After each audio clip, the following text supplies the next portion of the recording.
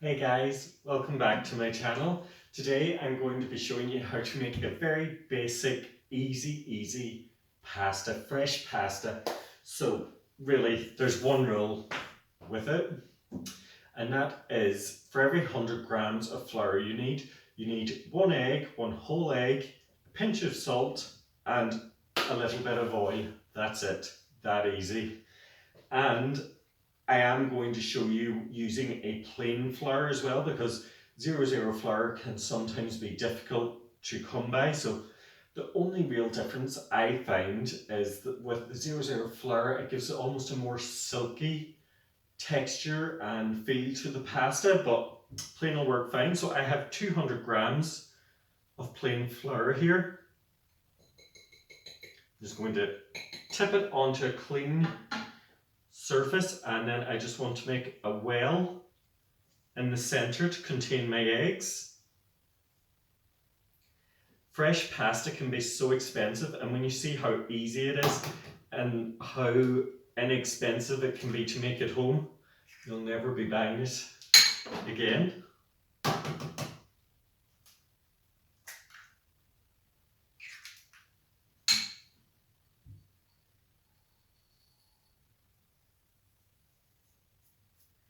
And I like to sort of keep the rule of thumb as well, that 100 grams of pasta, of flour, is enough pasta for one person. So I'll just add in my oil now, just a little drizzle. And then I'm just going to start working that together just using my fingers. You can, of course, if you want, if you prefer, you can do this in a bowl.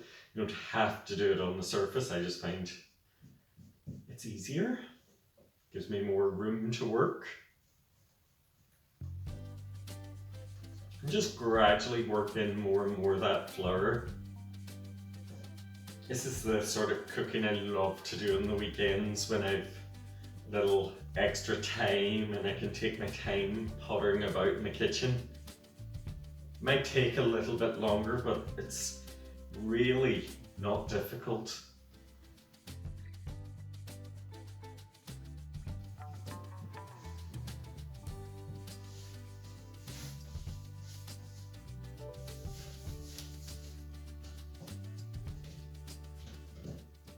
So once your dough comes together, just knead for a few minutes.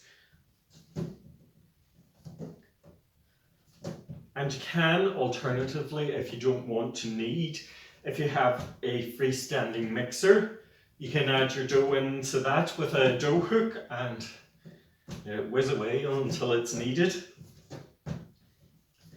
You just want to get it until it's a smooth texture and has a little bit of almost bounce to it. Once it's pressed with a finger, it'll push out.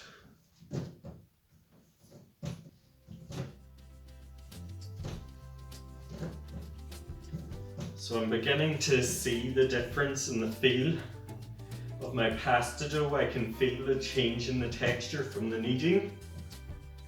So that means I'm getting close. Now my dough has had enough kneading. Doesn't look like very much, but this is plenty for two people. So you can see that when it's pressed there, that with my finger, that it sort of pops back out. And I think the best description I can think of probably of the feel of it is that it feels very similar to like Play-Doh. So I'm just going to cover this up.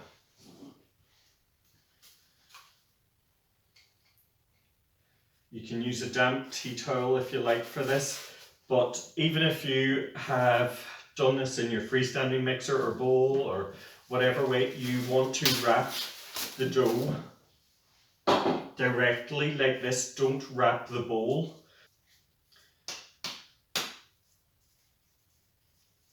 Wrap it tightly in cling film to keep any air out so it doesn't dry out.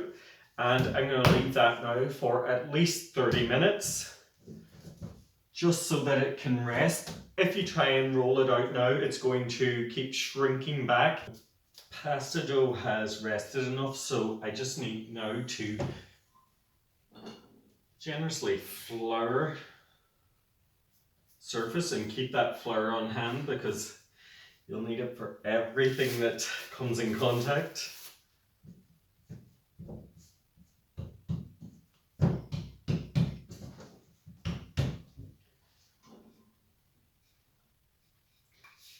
Just flour the rolling pin, and then we can begin to roll out. If you're working with several eggs and a larger piece of dough, you can quarter it or half it, whatever you might prefer. Makes it much more easy to work with. So I'm going to just half this dough now.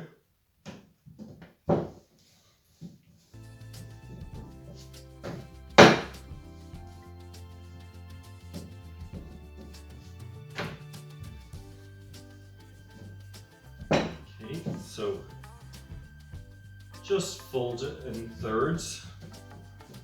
Turn it over and roll it out. And just repeat this 2 or 3 times.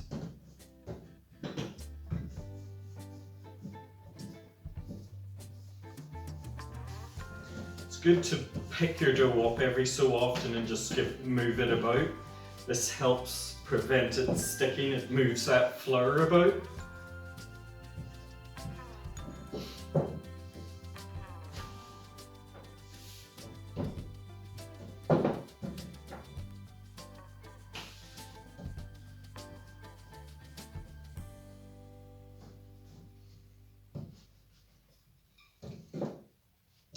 So you want the dough thin enough that you can pretty much almost see through it. That, like I don't know if you can see that, but I can see my fingers through the dough. So that is indicating to me that it is rolled out enough. And I am now going to cut it. So I am going to be cutting it into tagliatelle. So I really gently just want to fold it over, very gently so it doesn't stick together. And using a sharp knife, I just want to cut this into little strips. So you want to try and make these fairly uniform just so that they cook all at the same time.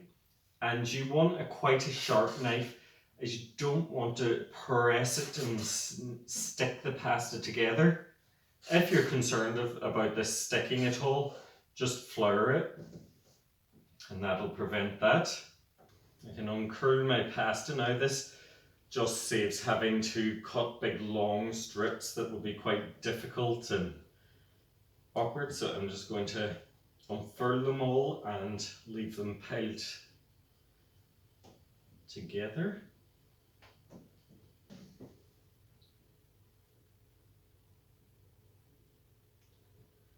So unfurl all your little strips, sit them together and just move them about and sprinkle with another dusting of flour. This will just help prevent them sticking together. And that is it. That is 1 pile of tagliatelle for one. And now I'm just going to repeat the process.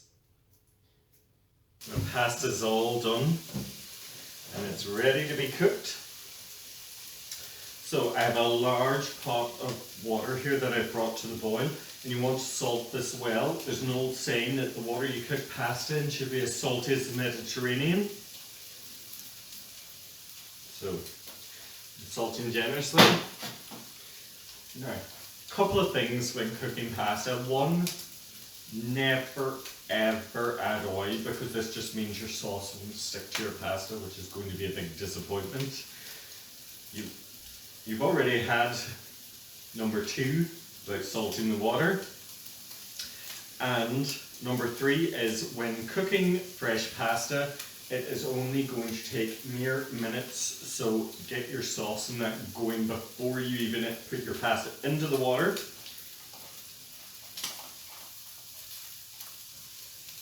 And it's always good to use a much larger pot of boiling water than you would think, as that's what can cause your pasta to stick when you use a small pot and the water temperature lowers and the water's cool, it just makes the pasta stick. So use a large pot of boiling salted water and your pasta won't stick. So we'll just check the pasta. Yep, I'm ready to go. So very importantly, before you drain your pasta, remove a cupful of the pasta cooking water. This just means you can use a lot less cream, especially if you're using a cream-based sauce, because the starchy water adds a creaminess, and it also helps your sauce cling to your pasta. So I'm just going to drain this quickly.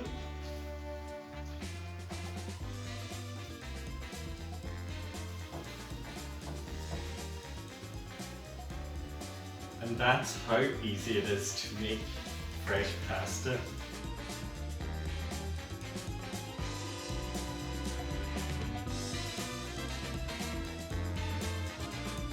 So guys, if you like this recipe, please give this video a thumbs up, hit that subscribe button, and don't forget to turn on notifications so you'll be notified every time I post a new video. And thanks for watching.